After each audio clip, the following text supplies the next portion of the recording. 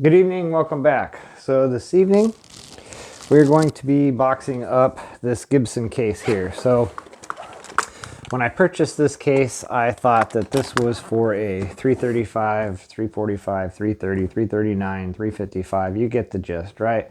Those are all the same body size as that.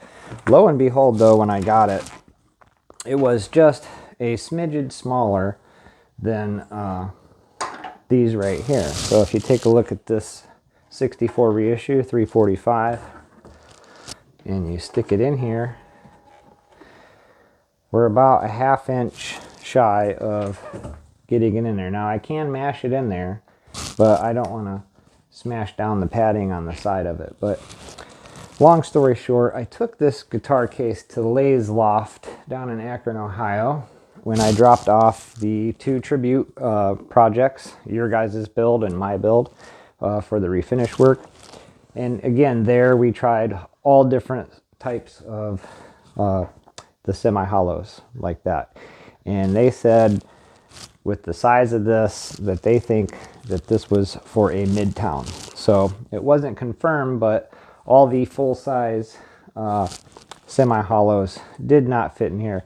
Again, they came very close, but not quite fit. So I put this up on Reverb as unknown, midtown maybe, question mark, I don't know. But I put all the measurements and everything in there.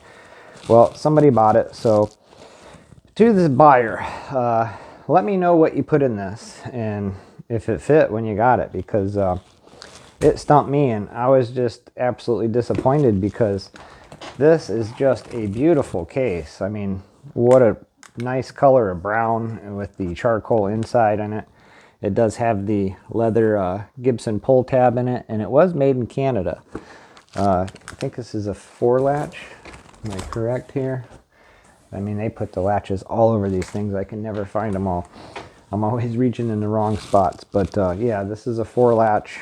It does not appear that it has a key. It does have a spot for a padlock, but we're gonna go ahead and get this boxed up so tomorrow morning I can send this out to the buyer, and I hope that it works out for him, because it did not work out for me.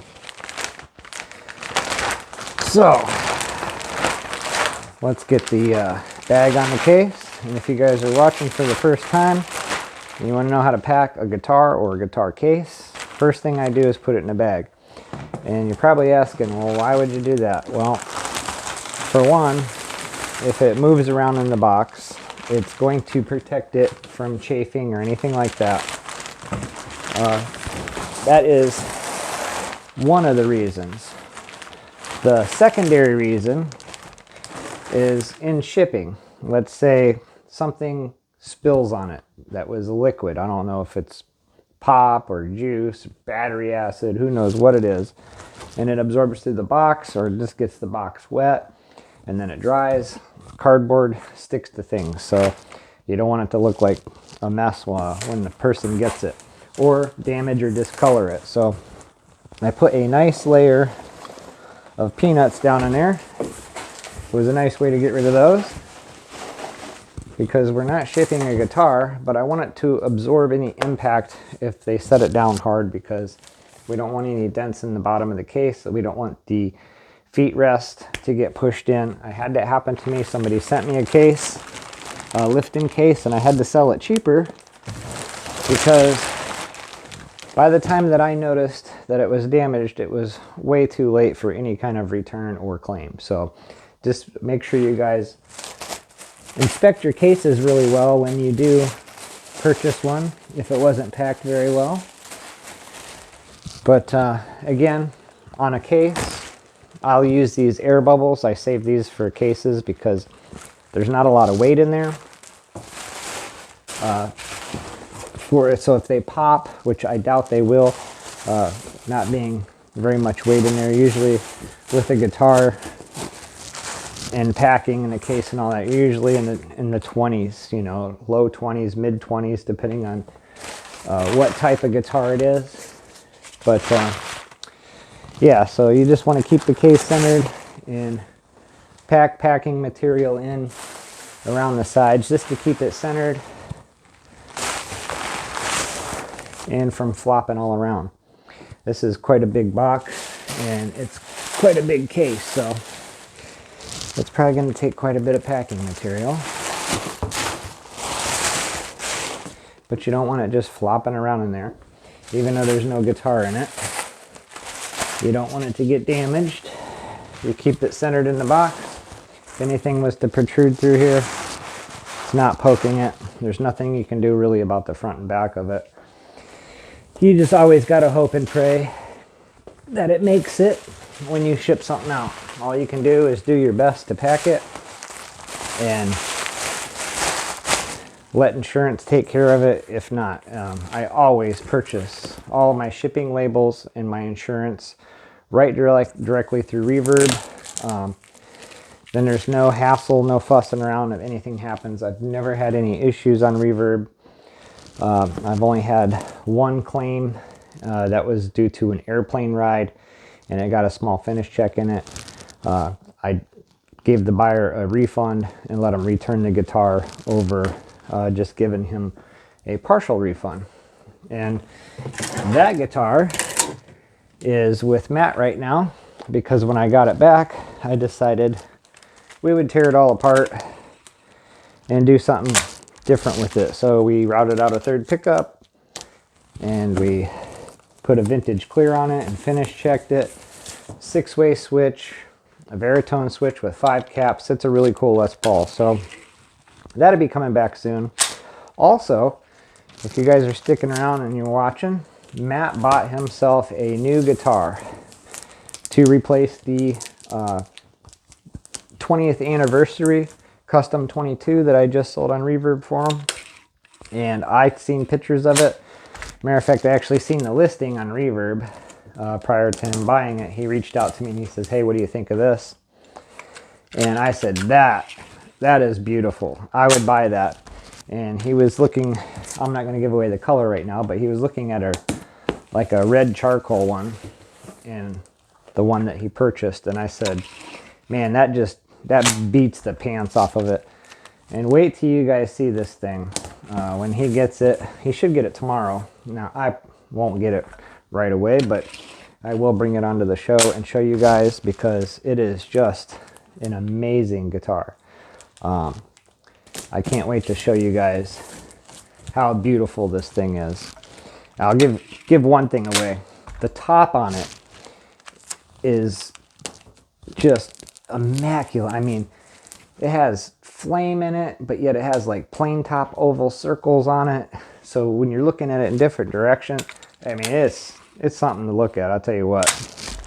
So I cannot wait until Matt brings that over and we get to take a look at it. And he is going to come over here, because he's a really, really good guitar player. So he's going to come over and play the Silver Burst for us.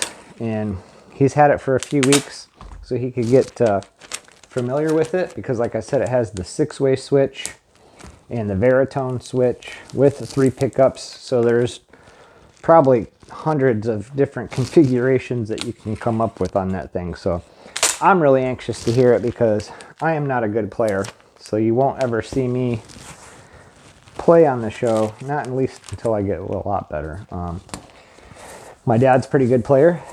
He will be coming back on the show to play some stuff. And he will be coming on the show with one of his guitars to kind of verify some things that are under dispute about it. So stay tuned for that. I'll just kind of give that away. It is a Fender Stratocaster, and supposedly it's a 1995 50th anniversary. And my dad said the serial number on the headstock starts with an N, which stands for 90s, and the back of the headstock has the 50th anniversary sticker on it. And he does have a Blues Junior amp too that's also a 50th anniversary. So we'll bring that on the show as well. And I remember pulling the PCB board out of that at one point and looking at the date on it. And I can't remember what the date said, but we'll go ahead and pull that out again just to verify the date on that. And we'll run the serial number on it as well. So stay tuned for that. And we do still have to do a comparison between his Stratocaster and the 1984 Dan Smith 2-knob. Now we did replace one of, or actually two of the tone pots on his Stratocaster, and he says it's doing real good, but we're going to change those pots once again, all three of them, to a linear taper pot, because there is a whole lot more response in a linear taper over an audio taper. So anyhow, let's get back to this boxing here. It's all packaged up. Now we got to weigh it, measure it, and I'll show you how simple this is to sell on Reverb. Here's my measuring stick right here. Clear tape. And I grab my phone. So, if we go to Reverb, click orders, click the thing that you sold, and purchase shipping label. Verify the addresses. So where is this one going? Where's the address at? Here it is. It's going to Wisconsin. So now we need to make sure that we are in inches and pounds. And we're going to go ahead, and it weighs 14 pounds, 12 ounces. Boy, that'd be a big baby. So we're going to start with the length, actually, because that's what comes up first. I'm guessing this box is going to be close to 50 inches here. 49. Okay, so 49 inches in the length. The width, say about 20. 20 and a half, so we'll put 21. Always round up too, by the way, because if you try to minimize it, you're going to get dinged. So the height, I'd say probably about 8 inches, and I'm off. It's 9.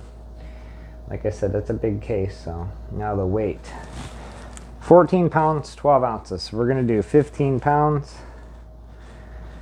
And then we scroll down, signature required. Yes, protect this shipment for $4.40. Now, I like that, because when you ship a guitar out, it's anywhere from 80 to 150 bucks. I think I paid close to $200 for the Zakk Wylde guitar to go. So now we're going to review the rates. Check the addresses one more time. Length 49, width 21, height 9, weight 15 pounds. So, shipping, UPS ground, $77.68, signature required, $4.75. Reverb shipping, safe shipping, $4.40. I get a Reverb shipping label savings of $25.54. So, I have to spend $61.29 to ship this. From there up, the shipping just goes up $98, $91, $232, $174. I like to use UPS, FedEx. I've had bad experiences with me getting stuff that I've purchased from FedEx. Just awful nightmare. I always use UPS. You guys can use what you want.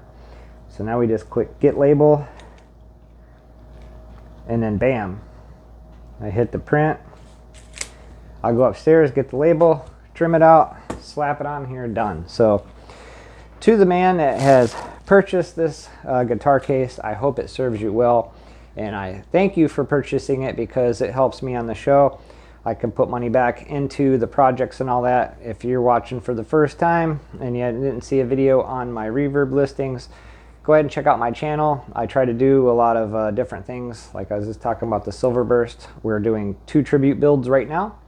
One is the subscribers build, one is my build. So the subscribers got to pick out the colors. I'll just go ahead and show you this real quick. So these are all the suggestions that the subscribers had of what color to paint their guitar, and my dad and I picked out one of the colors. When it gets back, we'll go over this one more time, and then we're going to erase that, and everybody's going to get to start picking the parts that go in it. So all the suggestions for the parts will go on there, and then we will pick the parts, or one of the parts, like say pickups for instance. If there's 5 different suggestions, Dad and I will pick one of your suggestions to do your guys' build. So that's how that works, and it's going to continue on until it's done, and then we'll put them up for sale on Reverb. So check out those videos, and thank you guys again for watching. Don't forget to like and subscribe.